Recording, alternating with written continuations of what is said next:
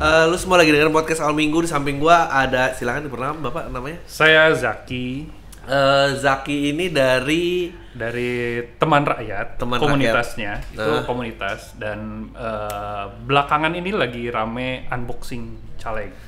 Gue seneng banget sebetulnya ketemu lo karena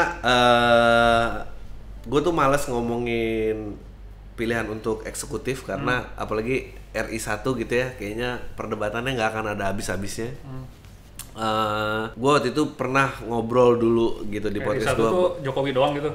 Iya, maksudnya eksekutif ya gue. Iya, kalau sekarang yang mau kita hadapin kan RI 1 kan, pemilihan RI 1. Nomor tuh sekarang jadi sensitif juga. Oh iya tuh kan, makanya itu aja istilah jadi, gitu aja udah. jadi satu mengindikasikan satu gitu ya, aduh. A, B, susah ya. Pemilihan menunjukkan jari aja menjadi masalah. diskusi yang tidak habis-habis ya. Ya. Ya emang cuma segitu aja kita. Gue pernah nyinggung ini gitu, bahwa yang paling kurang itu adalah pengetahuan tentang legislatif, karena eksekutif itu kan yang mengeksekut, legislatif yang melegislate, yang memberikan urutan, yudikatif adalah dia yang menegakkan aturan penengahannya gitu. Nah, kita bahas karena kan undang-undang tuh udah banyak banget dan makin absurd dan gua rasa kita emang harus mulai dari sini gitu ya. Biasanya kan kalau di DKI itu kan DPRD sama DPR RI doang. DPR RI doang kan, betul. DPRD. Ya. Kalau lo di kota satelit ada DPRD. Selain di Jakarta kan daerah khusus, jadi betul. Cuma sampai DPRD provinsi. Kalau di luarnya sampai DPRD kota dan kabupaten. Ya. Intinya kan cuma pembagian kekuasaan. Betul. Jangan sampai ada satu pihak yang menguasai semua kekuasaan gitu kan. Harus dibagi-bagi biar si satu ini menguasai yang lain gitu. Nah, ini tuh gampang nggak ngumpulinnya? Ngumpulin apanya? Ngumpulin ya program-program para calon legislatif ini. Nah maksudnya sekarang kan itu menariknya. Publik kan cuma tahu kayak muka dan nomornya doang. Pojok kanan bawah apalah tahu yang diomongin. Jadi kan waktu itu kita emang concern gitu. Anak muda yang katanya apolitis, dan memang iya gitu. Yang gua temuin juga emang mereka tuh apolitis gitu ya. Tapi apolitis ini banyak penyebabnya. Ada yang emang nggak ngerti gitu. Ya. Kenapa harus ada DPR? Kalau udah ada DPR, kenapa ada DPRD gitu? Ya. Wah, buset ya, sampai sebasic itu mereka nggak pahamnya. Dia maunya kerajaan aja, pilih raja, abis itu beres semua gitu kan. Makanya kan di antara eksekutif, legislatif dan yudikatif yang paling terkenal tuh selalu yang eksekutifnya gitu. Iya. Yang kena sorotan tuh selalu di eksekutifnya. Ya. Dan itu kayak terus kita ngapain ada DPR ya? Iya. Banyak kan yang udahlah DPR bubarin. Ya, dikira semua secara emosional aja gue yang paham gitu, yang kebetulan udah paham, iya sih kesel gitu pengen bubarin DPR, tapi kan nggak mungkin gitu. Secara sistem demokrasi kita kan udah bagus tuh, saling check and balance-nya itu. Ya. Nah, ada banyak yang apolitis karena emang nggak tahu gitu. Apalagi dihadapkan gue harus milih siapa gitu. Ya. Nah, kita datang, ya udah kalau gitu kita coba kasih review aja. Ya. Kasih review, kita ajak sebenarnya, bukan ngasih lu harus milih si ini, tapi ngajak aktif gitu. Ya. Menurut gua nih ya, si caleg A ini bagus, si caleg B jelek gitu. Ya. Nanti kan ada reaksi ya dari penilaian kita itu mau setuju, mau ngebantah, mau nambahin. Itu goals kita sebenarnya. Lu udah berpartisipasi aktif gitu. Nah, ketika ya udah kita kemasannya biar lebih terbayang sama anak muda, kita kemasan unboxing biar langsung kebayang aja sama anak muda. Oh, caleg itu bisa seperti kita mengunboxing gue beli sepatu, beli gadget gitu kan. Nah, menariknya pas gue ini pasti gampang nih. Kita udah berapa tahun sih internet ada gitu kan. Nggak susah kan si caleg itu bikin bikin program, website, bikin sosmed, udah pada jago kan. Di bayangan gue tuh ini pasti gampang lah, paling berserakan aja, tinggal kita kumpulin gitu, bikin tulisan gitu. Ternyata gitu, susah juga gitu. Susah lah. Mereka tuh kenapa ya gitu loh? Emang sengaja disusahin kalau saya sih. Nggak, tapi iya, gue juga nggak sempet juga sih gue mikir gitu, apa iya ya, apa partai? Gua karena kan kalau misalnya ya orang-orang bingung nih harus milih siapa. Akhirnya kan yang paling keinget tuh, oh gue milih partainya. Iya. Biar nyoblos partainya aja gitu. Ya. Mungkin ya, nggak tahu kenapa pembodohan ini berlarut-larut gitu sampai tahun 2019 gitu. Kita mulai legislatif tuh langsung orang pemilihan 2009 kalau nggak salah. SBY kedua? Iya. Oke. Ya. 2004 tuh pilpres langsung, tapi legislatif belum. Ya. Kalau nggak salah ya. Iya. Familiarity itu kan penting ya. Maksudnya ini saya dari sisi marketing, saya coba playing devil advocate gitu ya. Saya lama di marketing. Memang sophistication dalam pesan itu malah membuat cost-nya jadi tinggi, membuat orang paham tuh ribet. Jadi paling gampang itu teknik beriklan adalah yang in your face. Jadi buat saya memberikan Anda 5 program saya, hafal itu jauh lebih sulit daripada Anda hafal muka saya. Jadi ya udah itu aja gitu. Dan buat apa, soalnya saya menginvestasikan itu yang belum tentu ada returnnya. Jadi idealisme pun juga tidak akan terbayar. Jadi ngapain di sosmed, ngapain di internet gitu maksudnya? Ya, maksudnya ngapain saya cantumin itu gitu. Nggak akan merubah gitu. Kayak billboard saya taruh gitu. 3 program utama saya sama muka saya, itu efektifan muka saya. Itu, kayaknya ya. Itu sih udah lebih advance buat gua, karena itu udah mencoba mempengaruhi gitu ya. Ini mah lu nyoba nyentuh mereka di tempat mereka berinteraksi gitu. Sesimpel itu aja mereka enggak gitu. Maksudnya gini, gue pikir tadi bakal oke, mereka tuh banyak enggak. Gue kesulitan nyari informasi si caleg di internet karena mungkin menganggapnya gitu si konstituennya, calon pemilihnya enggak terlalu banyak di internet, enggak terlalu masih percaya sama flyer gitu ya. Jadi masih offline, masih serangan darat katanya istilahnya kan. Mungkin mulut ke mulut atau gitu. Tapi kan pisang dan lain-lain. Di lain pihak gitu, mereka selalu generasi milenial. Iya. Karena menurut data Bappenas juga yang namanya millennials katanya itu 90 juta gitu.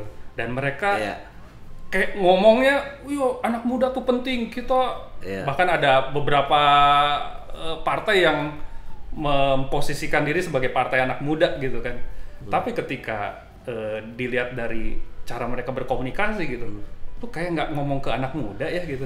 Jadi dari gayanya, dari saluran yang lu hajar gitu, kayak nggak ke anak muda gitu loh. Iya memang. Mereka tuh nggak punya ide gitu bagaimana. Yang nggak tahu, saya sih sebel kayak, lu tahu nggak sih siapa yang lu panggil milenial gitu?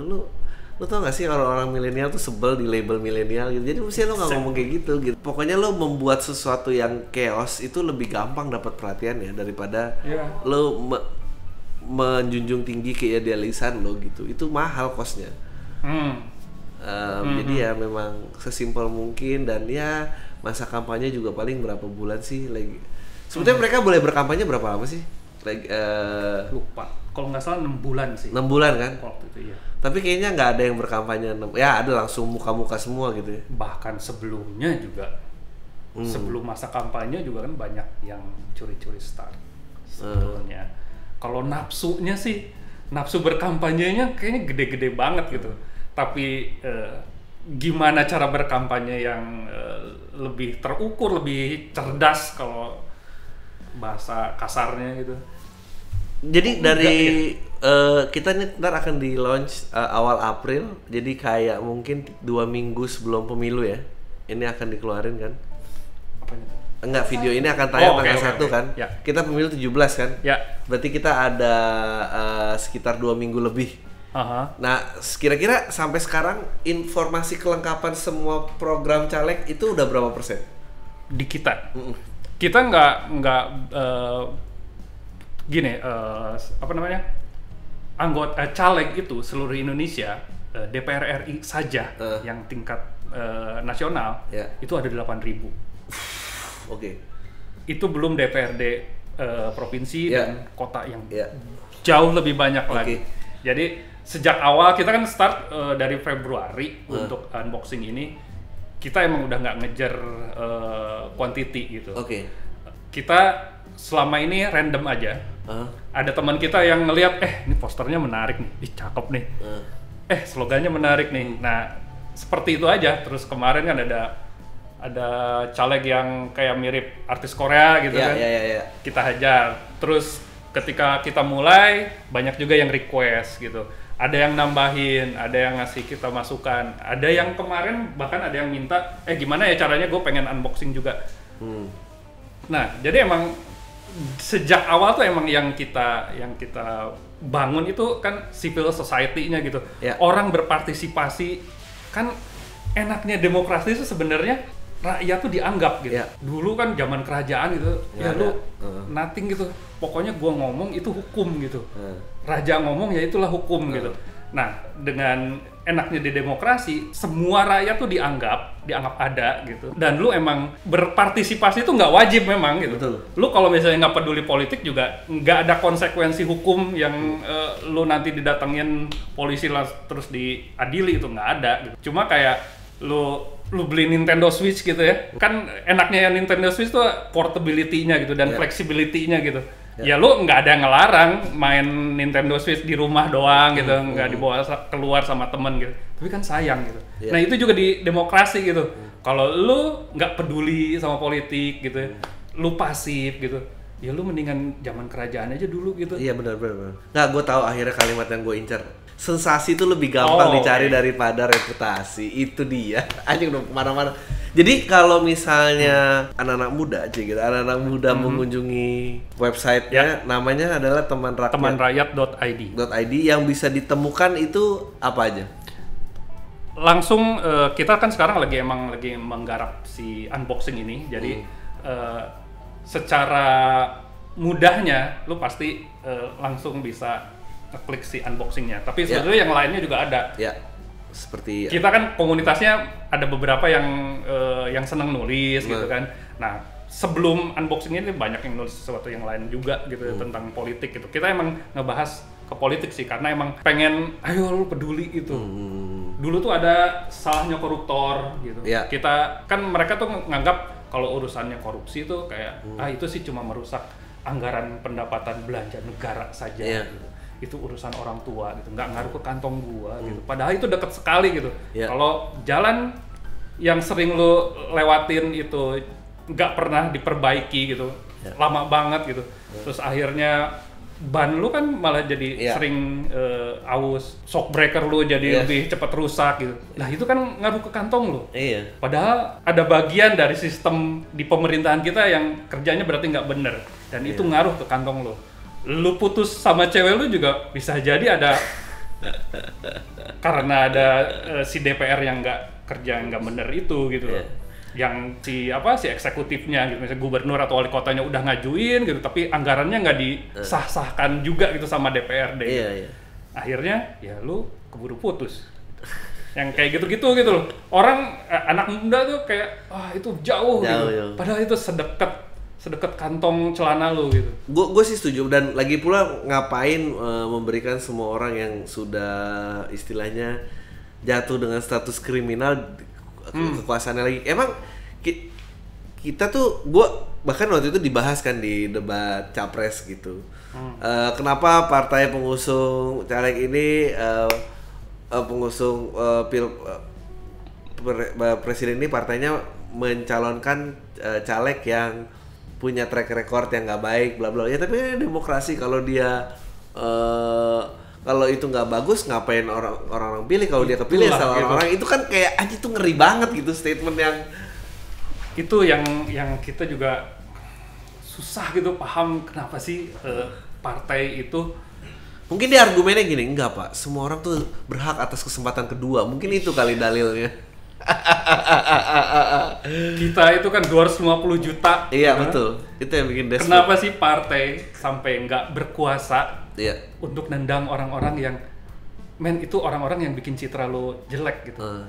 Nendang itu aja lo nggak bisa gitu. Ada apa sih sebenarnya ini gitu kan? Ya itu balik lagi kalau saya. Orang-orang kuat berarti itu yang korupsi.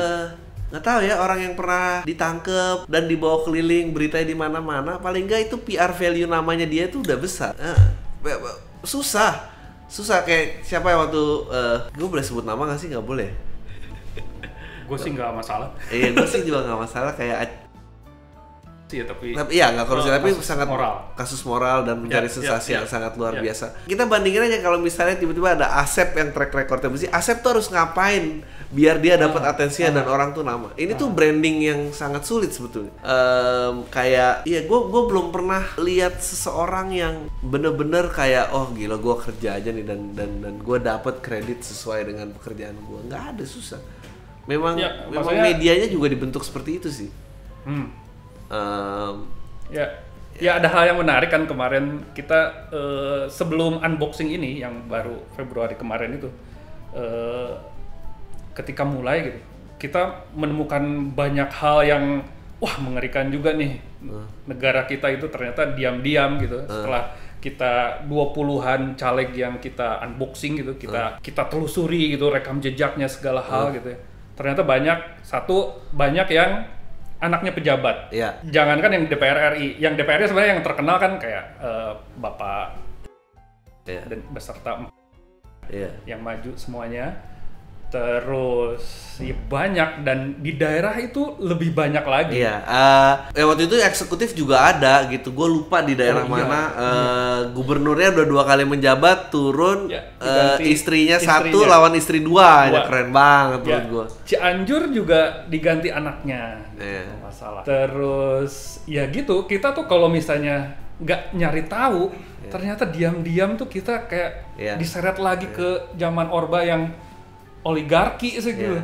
Amit-amit sebenarnya sih. Atau gitu. Mungkin mereka keluarga-keluarga yang nggak mendukung anaknya untuk kejar passion, jadi dia pengen ngelukis nggak dikasih sama bapaknya. Nggak ada, harus ada di pemerintah.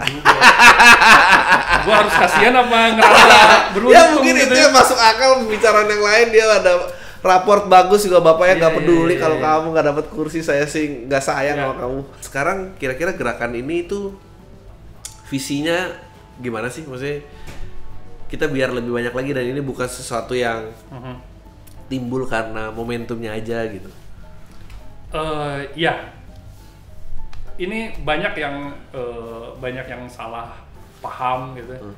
Menuntut kita mereview dengan detail lengkap gitu. Yang komplain juga bukan cuma yang di kita review jelek loh. Yang kita bilang ini caleg bagus loh. Masih juga komplain katanya. Karena ini tuh si caleg ini tuh pernah begini, sayang kalau publik nggak tahu. Ya Pak, kita aja baru tahu karena Bapak ngomong gitu. Kalau nggak ngomong gitu, kalau kita nyari di internet tuh nggak bakal bisa.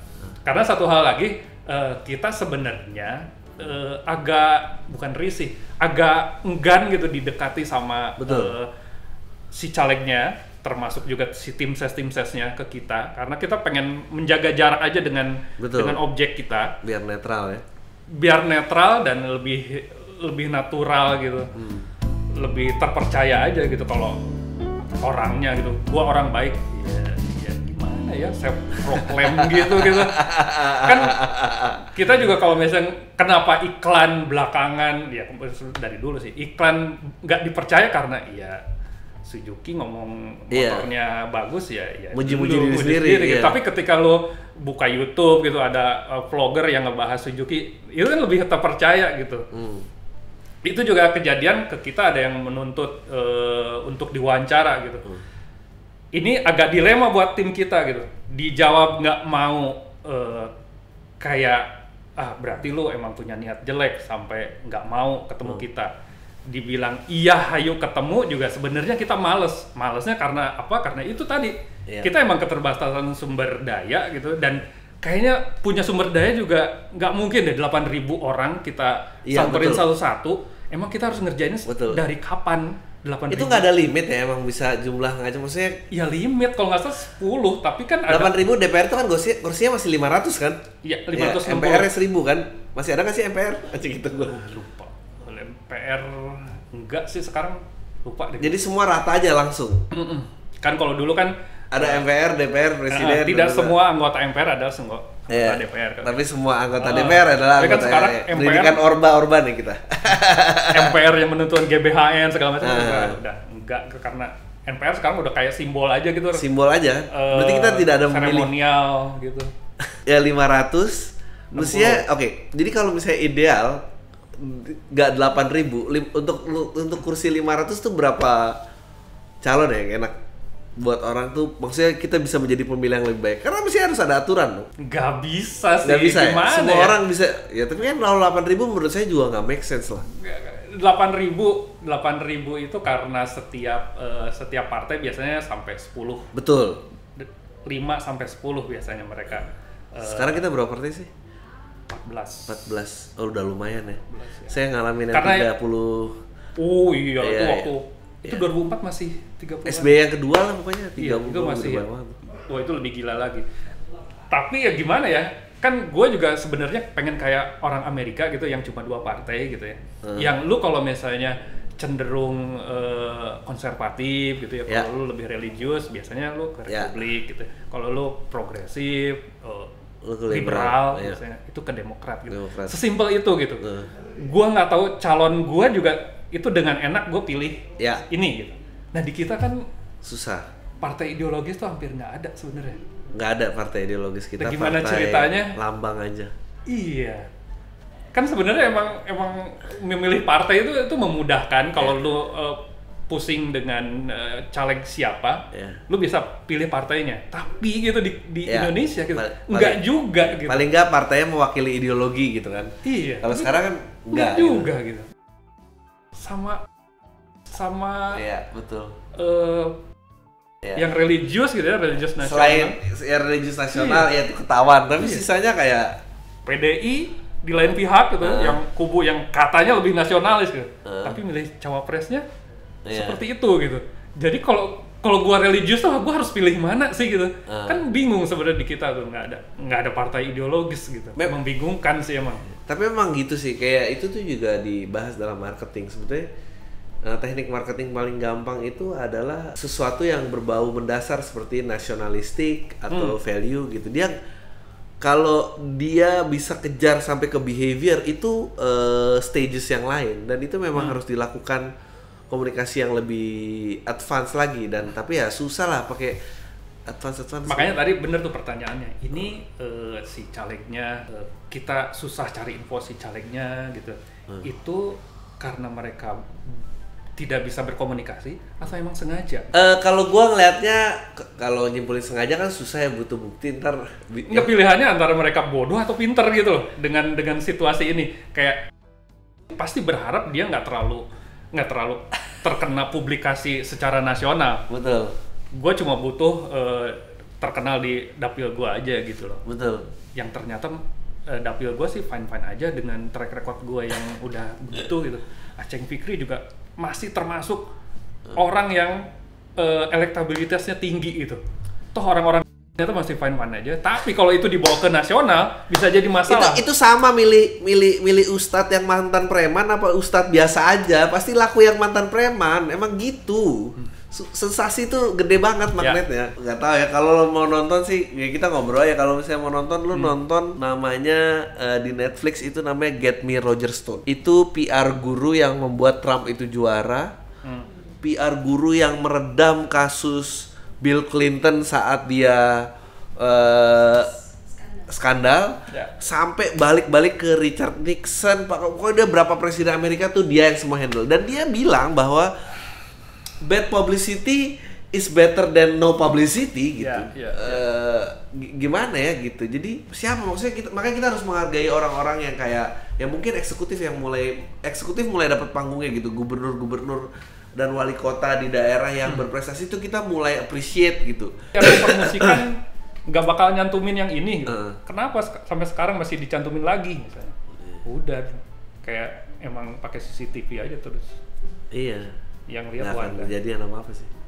Nah masalahnya kan ini kan kalau soal teknis gitu nggak mungkin ini bukan halangan gitu. Secara teknis dan teknologi udah ada gitu. Teknologinya sudah ada, masyarakat juga udah siap. Emang tiap hari menggunakan sosial media gitu.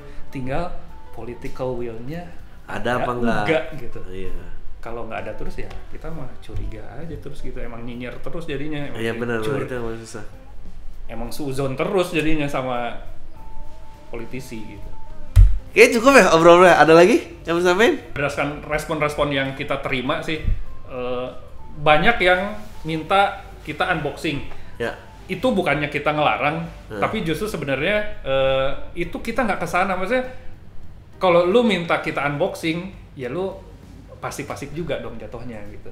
Iya. Tapi kan maksudnya sebetulnya pengharapannya adalah ada sebuah wadah yang cukup netral memberikan informasi sebanyak-banyaknya kepada pemilih. Karena sebetulnya lembaga kita itu nggak tahu ya kita netral atau enggak. Cuma kita jamin independen. Ya, gitu, maksudnya independen. Ya. Kata yang lebih tepatnya independen. Mungkin independen. Maksudnya pengennya ada wadah yang dulu sih sempat ada juga gerakan ini, tapi mungkin gerakannya langsung hilang kali. Gue inget banget pernah ngobrol ini juga, tapi apa gitu.